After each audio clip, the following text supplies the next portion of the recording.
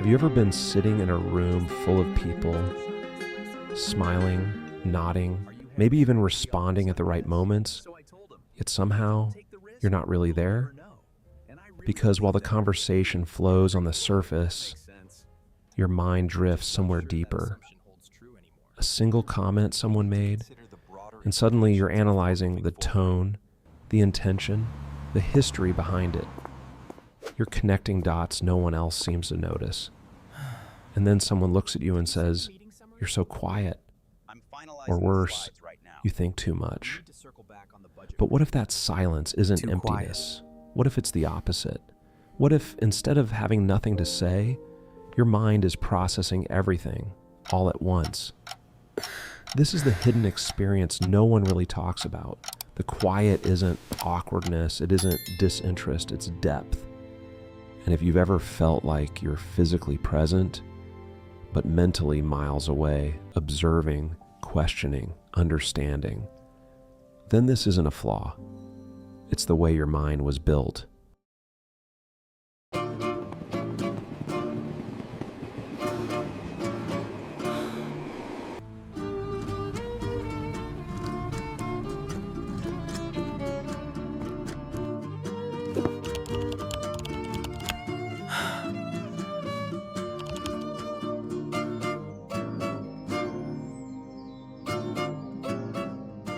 Before we go any deeper, we need to clear up one of the biggest misconceptions. Deep thinking is not the same as overthinking. On the surface, they can look identical. Both involve intense mental activity, reflection, and analysis. But psychologically, they operate in completely different ways. Overthinking is driven by anxiety. It's repetitive, circular, and exhausting.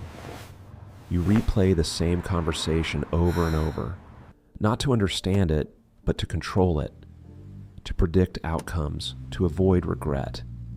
And no matter how much you think, you never arrive at peace, only more questions.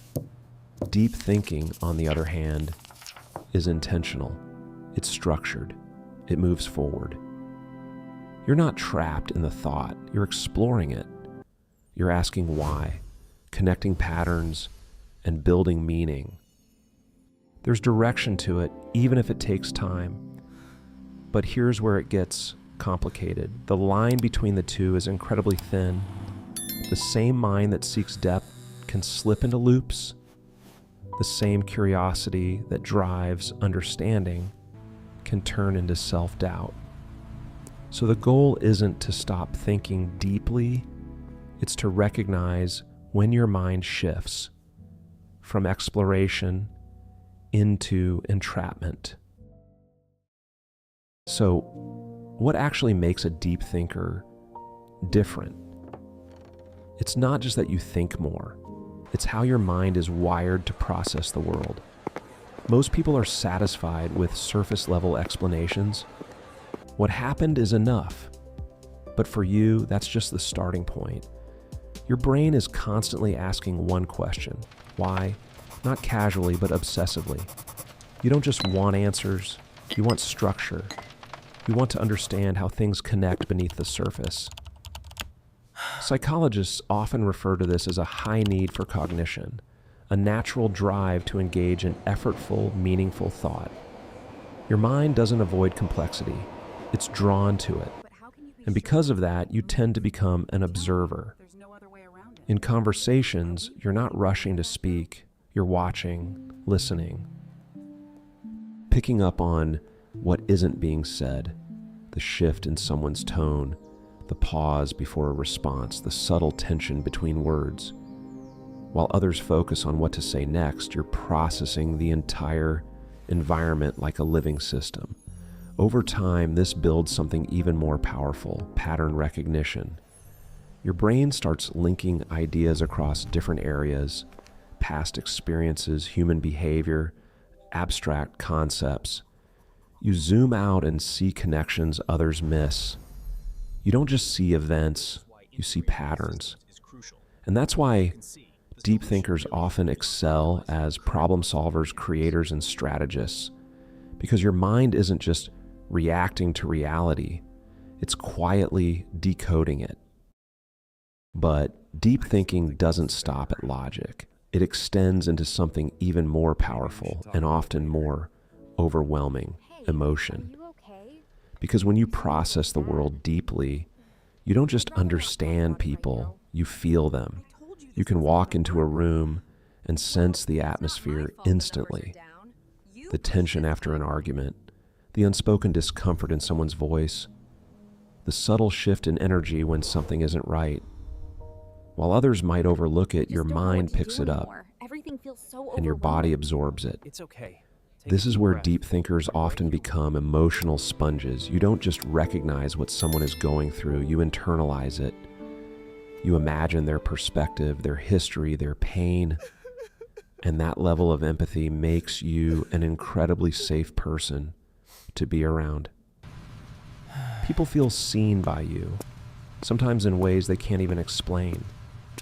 But there's a cost. When you feel everything so intensely, it becomes difficult to separate your emotions from someone else's. You carry conversations long after they end. You replay moments not out of anxiety, but because your mind is still processing their emotional weight. That's why solitude becomes essential, not as an escape, but as a reset. Being alone gives you space to sort through what's yours and what isn't, to quiet the noise, organize your thoughts, and return to yourself without external influence. Because your inner world isn't empty, it's incredibly full. And without space to process it, even the strongest mind can feel overwhelmed. But here's the part no one really talks about.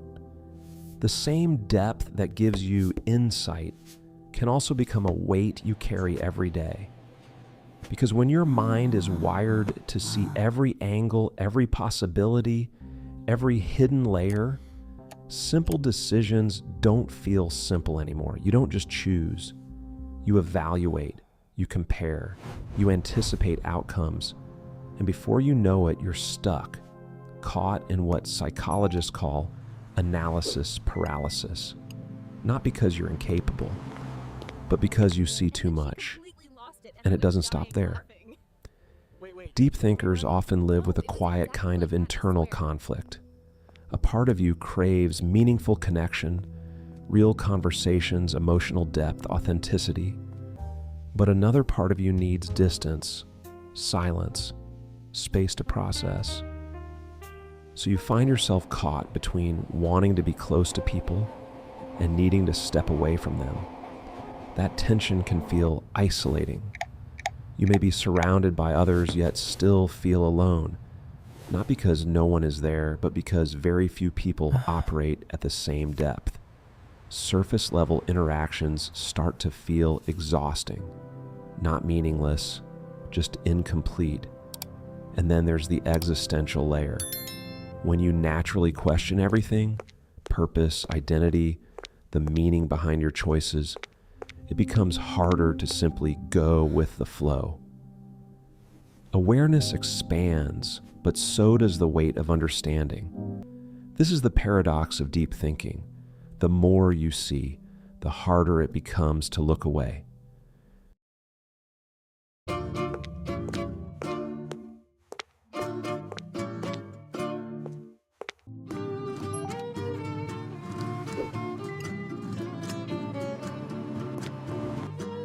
I just don't think that was fair. Maybe we should...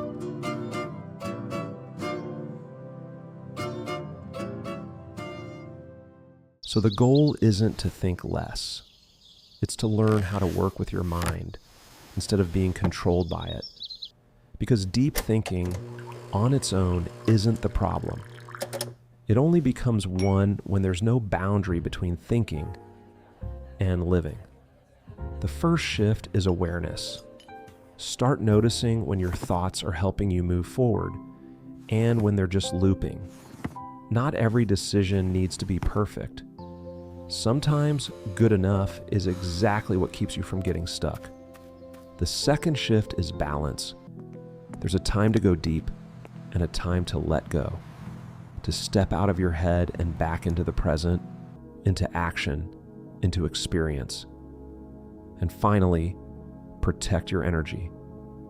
Be intentional about what you give your attention to, because your mind will go deep into whatever you feed it.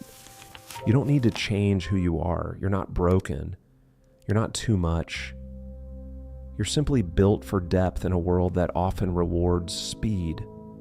So learn to guide your mind, not silence it.